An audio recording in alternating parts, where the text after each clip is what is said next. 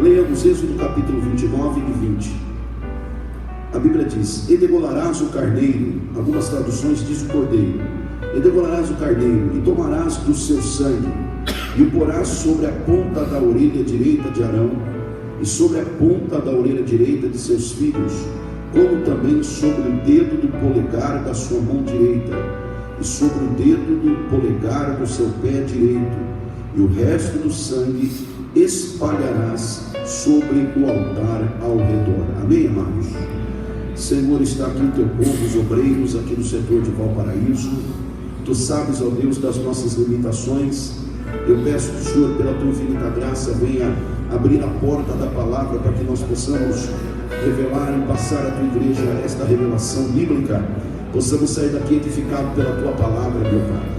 Em nome de Jesus, fala conosco para a glória do teu nome. Amém. Graças a Deus. Podem sentar, meus irmãos.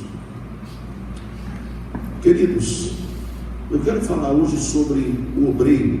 Nós estamos em uma reunião de obreiros e eu quero falar sobre o obreiro com sangue na ponta da orelha, com sangue no polegar da mão e com sangue no polegar do pé direito. Ou seja, sangue na orelha, sangue na mão e sangue no pé. Quem pode dizer amém por isso? Amém. Obreiro com sangue do cordeiro na orelha, obreiro com sangue do cordeiro na mão e obreiro com sangue do cordeiro no pé. Eu quero ir direto à palavra, meus irmãos. Nós acabamos de ler um texto da palavra de Deus em Êxodo capítulo 29 e no versículo 1, quando nós lemos o versículo 1, o contexto começa nos dizendo sobre esses homens que deveriam ser sacrificados para administrarem o sacerdócio.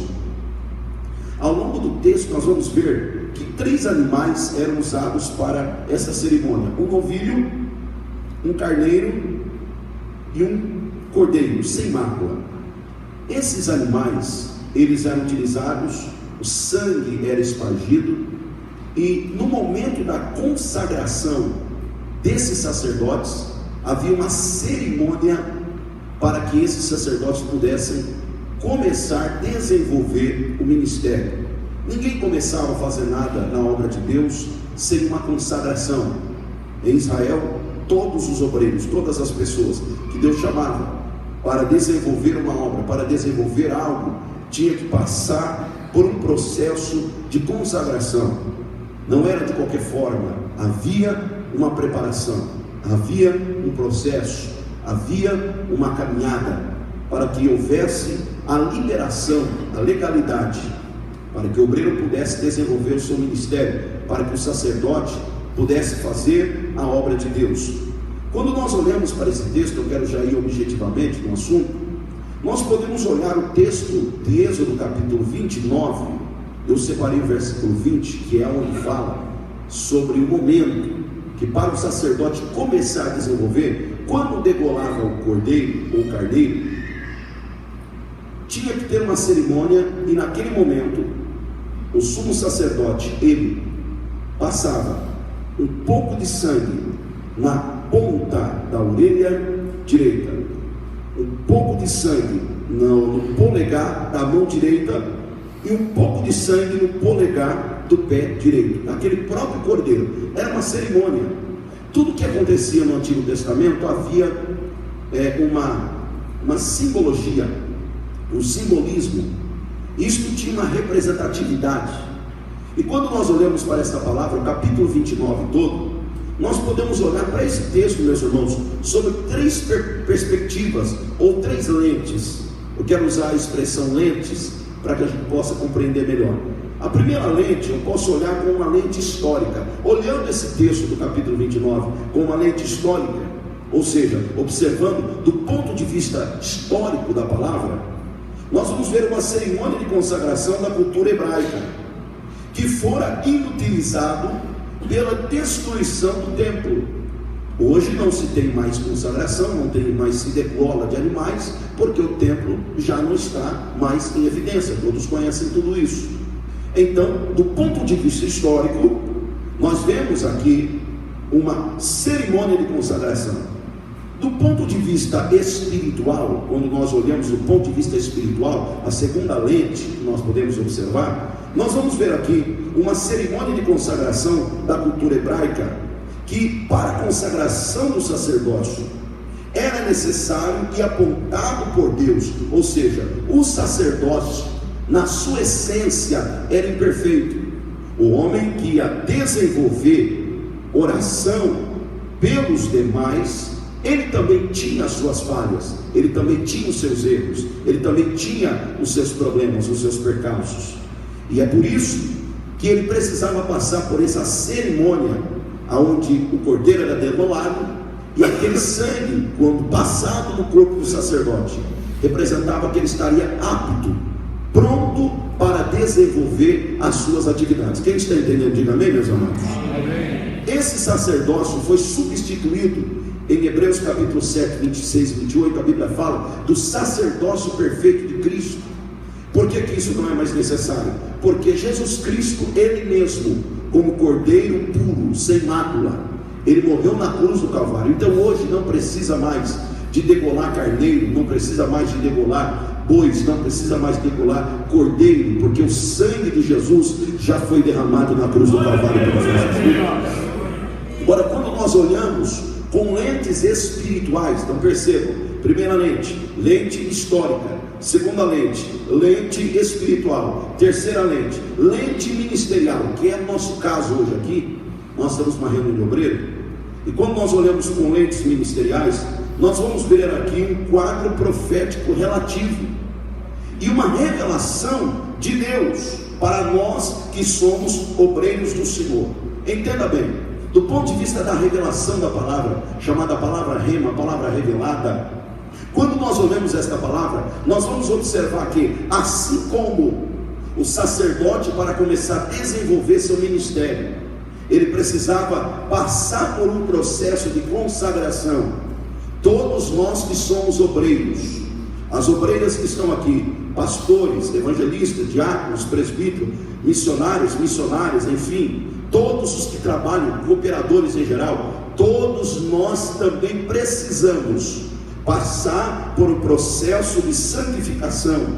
E assim como o sangue do cordeiro, aquele sangue de um animal, aquele sangue incontaminado, precisava tocar na vida daqueles obreiros que iam iniciar o sacerdócio, o sangue de Jesus também precisa tocar na nossa vida, para que nós possamos desenvolver o ministério com a graça de Deus e com o poder de Deus. Até porque, meus irmãos, do ponto de vista ministerial, quando nós abrimos a nossa Bíblia em Apocalipse capítulo 5, versículo de número 9 e 10, a Bíblia diz da seguinte maneira: e cantava um novo cântico dizendo: digno és de tomar o livro e de abrir os seus selos, porque foste morto e com o teu sangue compraste para Deus homens de toda tribo e língua e povo e nação, e para o nosso Deus os fizestes reis e sacerdotes, e eles reinarão sobre a terra. Glória a Deus. Espiritualmente falando, nós que estamos aqui somos considerados por Deus como sacerdotes desta nova aliança. Quantos entendem assim? Podem dizer amém, meus irmãos?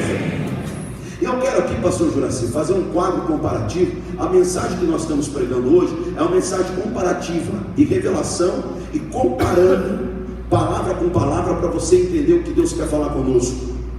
Eu quero fazer uma comparação aqui do sacerdote do Antigo Testamento com o obreiro do Novo Testamento, porque nós, para Deus, somos sacerdotes dessa nova aliança, somos obreiros do Novo Testamento. E eu quero liberar uma palavra profética. Assim como Deus usou aqueles homens no passado, Deus vai usar você nesse tempo para a glória de Deus. Deus tem um plano através da tua vida. Quem crê nisso pode glorificar a Deus. Então nós vamos agora fazer uma comparação entre o sacerdote do Antigo Testamento e o obreiro do Novo Testamento. Quem está preparado para isso? Diga amém. Amém. O sacerdote do Antigo Testamento, ele era escolhido dentre a tribo de Levi. Escolhido, fale comigo, escolhido. O obreiro do Novo Testamento, ele é escolhido por Deus dentre milhares. E João capítulo 15 e 16, Jesus Cristo diz: não fostes vós que escolhestes a mim, mas eu vos escolhi a vós para que vades no Espírito. Eu quero que você dê valor ao lugar que você está. Eu quero que você valorize a posição que Deus te colocou, porque existem milhares que gostariam de estar sentado onde você está, mas não foram escolhidos. Se você é escolhido, então pode glorificar o nome de Jesus. O sacerdote do Antigo Testamento levava o povo a Deus através dos sacrifícios. O obreiro do Novo Testamento, ele leva o povo a Deus através da pregação. Amém, meus amados? O sacerdote do Antigo Testamento, ele era trazido à porta do tabernáculo. O obreiro do Novo Testamento geralmente começa pela porta. Olha que interessante. No sacerdote do Antigo Testamento, ele era lavado e devia estar limpos. O sacerdote do Antigo Testamento era lavado e devia estar limpo. O obreiro do Novo Testamento, ele deve estar lavado pela palavra. Fala de santificação. João 15:13, a Bíblia diz: vós já estáis limpos pela palavra que vos tenho pregado. Dentro da obra de Deus não existe a filosofia do faça o que eu digo, mas não faça o que eu faço. Dentro da igreja, dentro da filosofia, para quem quer ser obreiro, nós temos que viver o que a gente prega e pregar o que a gente vive. Quem pode dar glória a Deus por isso? Aqui é o compromisso do obreiro do Novo Testamento. O sacerdote do Antigo Testamento, ele era vestido com roupas específicas. Amém? O obreiro do Novo Testamento, ele também deve estar vestido de forma diferenciada. Olha aqui para mim, queridos, preste atenção. Era fácil reconhecer, pastor Juraci, um sacerdote do Antigo Testamento, porque ele tinha uma indumentária própria. Quando se olhava para ele, logo dizia: eis aí um sacerdote. E o obreiro do Novo Testamento, eu estou falando sobre a comparação entre o sacerdote do Antigo e o sacerdote do Novo. O obreiro do Novo Testamento também deve estar vestido de uma forma diferenciada. Por quê? Porque nós somos uma referência para a igreja. Nós somos um modelo. Nós somos um modelo espiritualmente, de caráter e de vida espiritual.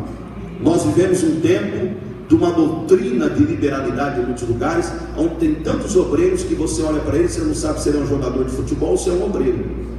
Você olha para ele e não sabe se ela é uma lutadora de MMA ou se ela é uma obreira.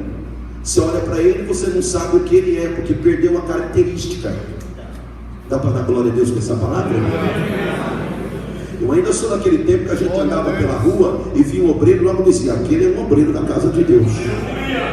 Aquela é uma obreira, porque tem uma postura, tem um caráter. Deus está falando: você não é qualquer um não, minha irmã. Você não é qualquer um não, meu irmão. Assuma a sua posição de obreiro e deixa Deus te usar sobre a terra. O obreiro no Antigo Testamento, o sacerdote do Antigo Testamento, ele tinha que ser ungido. Se for para entrar aqui só esse tópico aqui dá 15 minutos de mensagem, porque a especiaria do azeite, ela era formada de coisas tão profundas, e o cheiro desse azeite era sentido de longe.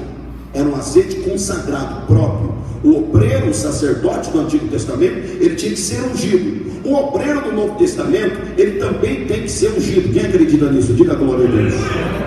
Por quê? Porque ele depende da unção. Até Jesus precisou da unção, porque ele era 100% homem e 100% Deus. Como homem, ele teve mãe, mas não teve pai. Aliás, como homem, ele teve mãe, mas não teve pai. Como Deus, ele teve pai, mas não teve mãe. Como homem, ele teve fome, mas como Deus, ele é o pão da vida que sacia a nossa fome. Como homem, ele teve sede, mas como Deus, ele é a água da vida que sacia a nossa sede. Como homem, ele sentiu cansaço e até dormiu na polpa do barco, mas como Deus, não dormita o guarda de Israel. Como homem, ele foi cuspido, foi escarnecido, foi esbofeteado, mas como Deus, todo joelho se dobrará e toda língua confessará. Quem pode levantar a mão e glorificar a Jesus Cristo?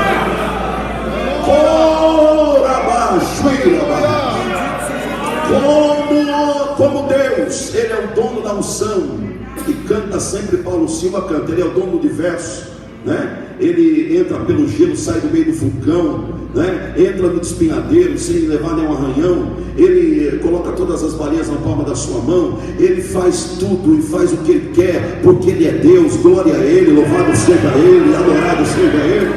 Mas como homem, ele precisou ser ungido. E Atos 10:38, a Bíblia diz: como Deus ungiu a Jesus de Nazaré, o qual andou fazendo bem e curando todos os oprimidos do diabo. Sabe por quê? Porque Deus era com ele.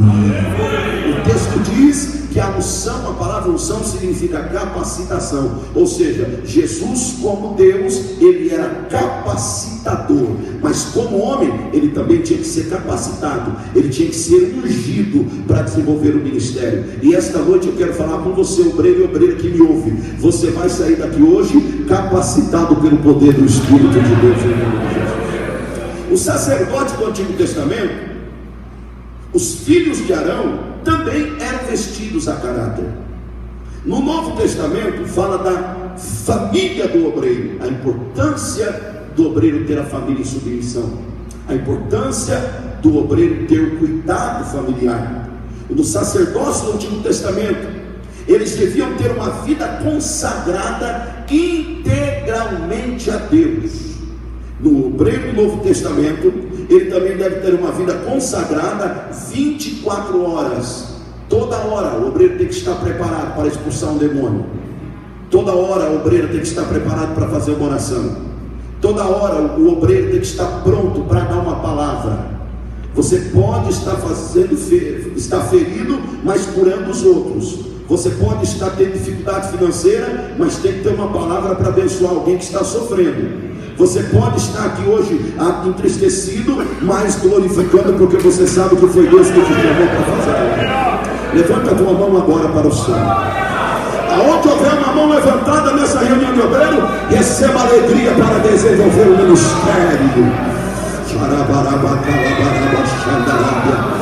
Você tem a vida consagrada 24 horas para Deus. 24 horas preparado para servir a Deus. Quem pode dar mais um glória a Deus nessa noite?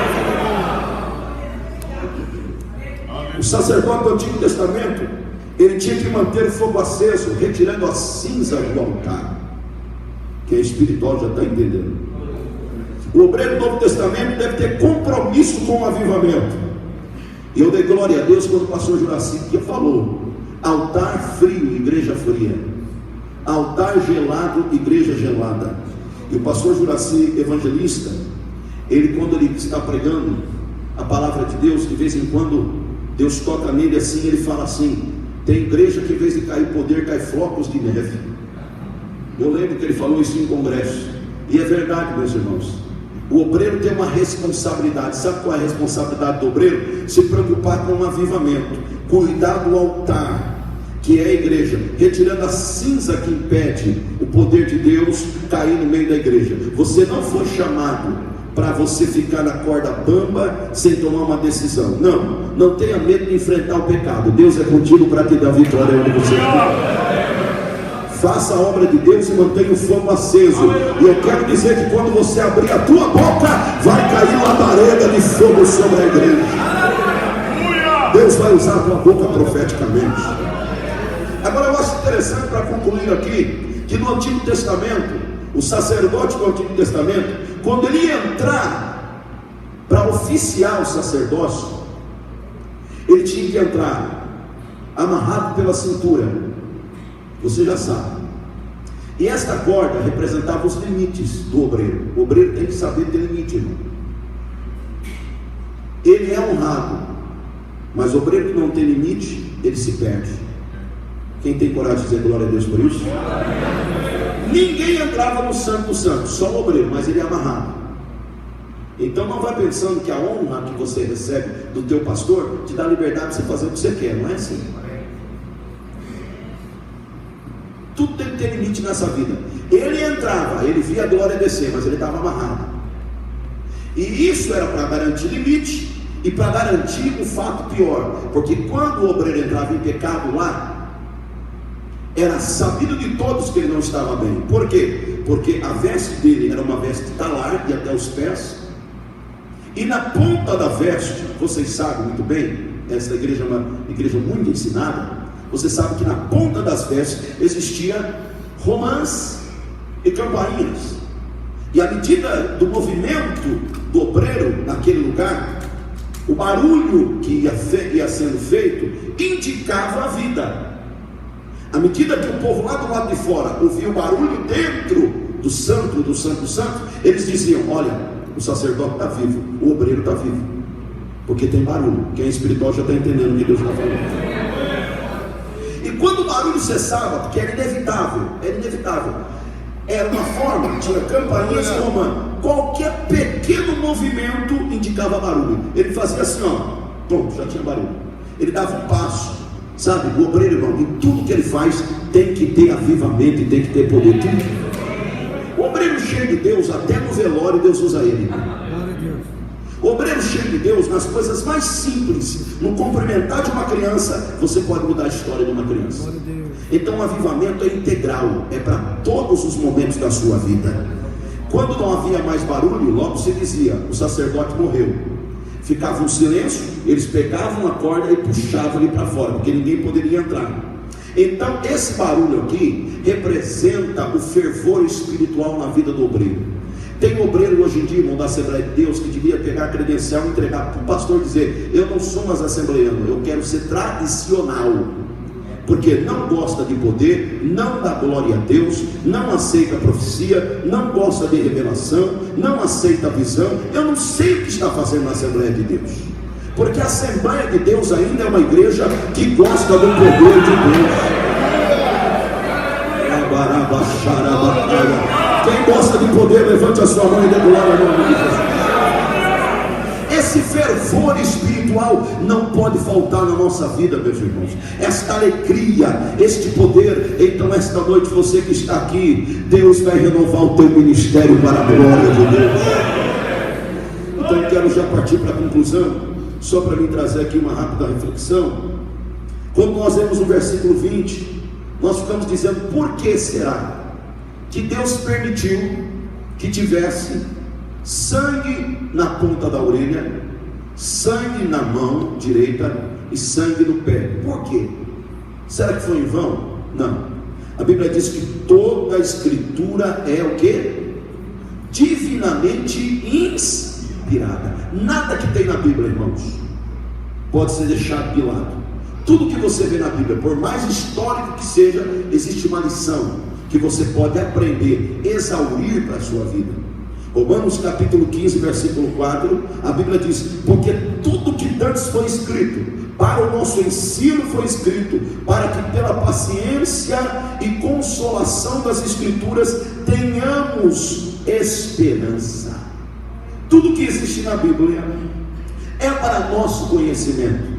Hebreus 10:1, a Bíblia diz: porque tendo a lei a sombra dos bens futuros, e não a imagem exata das coisas.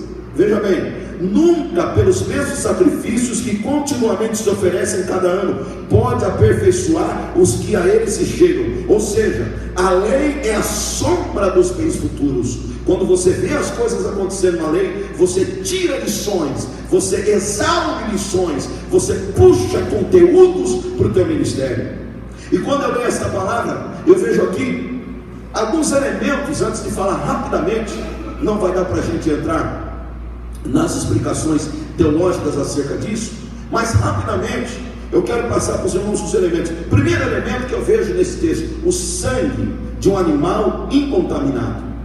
Quando eu olho para este elemento aqui, este sangue desse animal incontaminado, seguramente, biblicamente, teologicamente, eu entendo que isto representa a purificação pelo sangue do Cordeiro.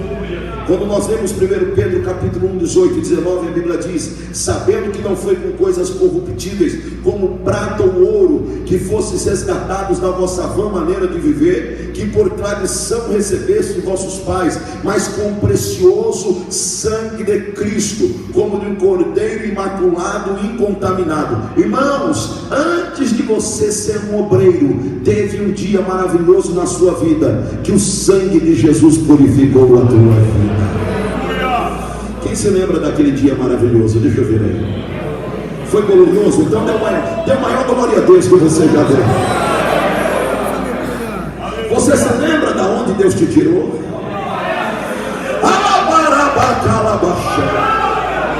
Você se lembra a mão poderosa que Deus colocou para tirar você das trevas? E lá no inferno havia uma reunião dizendo: ele vai se acabar, vai se destruir, não vai ter mais jeito. Para ele é cadeia, é caixão, não tem mais jeito para ele. Mas naquele dia o poderoso Nazareno disse: Satanás, nesse você não toca, porque eu vou lavá-lo com o meu sangue, e ele vai ser um obreiro da minha casa. Quem pode dar glória a Deus por essa palavra? Você traz confusão no inferno. Você traz confusão na cabeça do diabo, porque ele olha para você e fala: não consigo entender como esse obreiro há tanto tempo atrás era um vaso nas minhas mãos e agora é um vaso nas mãos de Deus. Sabe quem faz isso? A psicologia não faz isso, o direito processual não faz isso, a neurolinguística não faz isso, o dinheiro não faz isso, a política não faz isso, a influência não faz isso. Só faz isso o sangue poderoso de Jesus Cristo. Esse sangue tem poder. E enquanto eu estou pregando aqui, Deus está me dando autoridade para dizer que através desse sangue, toda a ferramenta preparada contra ti já caiu por terra em nome de Jesus Cristo. O sangue do Cordeiro. Aleluia. Quem crê que o sangue do Cordeiro está aqui nessa noite? Eu termino agora. Orelha, pé e mão direito. Por que fala direito? Alguém está falando: mas Deus tem alguma coisa contra canhoto? Não, irmão. Deus não tem nada contra canhoto, pelo amor de Deus. Até porque 1 Crônicas 12:2, a Bíblia fala dos valentes de Davi que atiravam com arco e funda com a mão direita e com a mão esquerda. Juízes 3:5, a Bíblia fala que Eude era canhoto e Deus levantou como juiz e libertador de Israel. Juízes 20:16, a Bíblia fala que haviam 700 benjamitas que eram o quê? Canhotos, e atiravam com funda e acertavam. Ó, hipérbole, é uma hipérbole, tá? É uma hipérbole, mas a Bíblia diz: acertavam uma pedra e um cabelo e não erravam.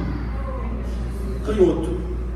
Mas quando a Bíblia fala direita, existe uma simbologia na palavra direita. Quem pode entender isso? Diga amém. A palavra direita na Bíblia, quando a Bíblia fala de direita, a Bíblia está falando de honra. Mateus 25:33, a Bíblia diz: e porá as ovelhas à sua direita e os bodes à esquerda. Salmo 121:5, a Bíblia diz: o Senhor é quem te guarda, o Senhor é a tua sombra à tua direita. João 21:6, a Bíblia diz: e ele lhes disse: lançai a rede para o lado direito do barco e achareis. Atos 3:7, tomando pela sua mão direita, o levantou, e logo os seus pés e arteiros se firmaram. Isaías 41:13, só para você dar glória a Deus até no Natal, a Bíblia diz: porque eu, o Senhor teu Deus, te tomo pela tua mão direita. Levante a mão direita para o céu assim, um ato de fé. A mão direita, isso, um ato de fé. Aonde houver uma mão direita levantada, receba a alegria de Deus sobre a tua vida.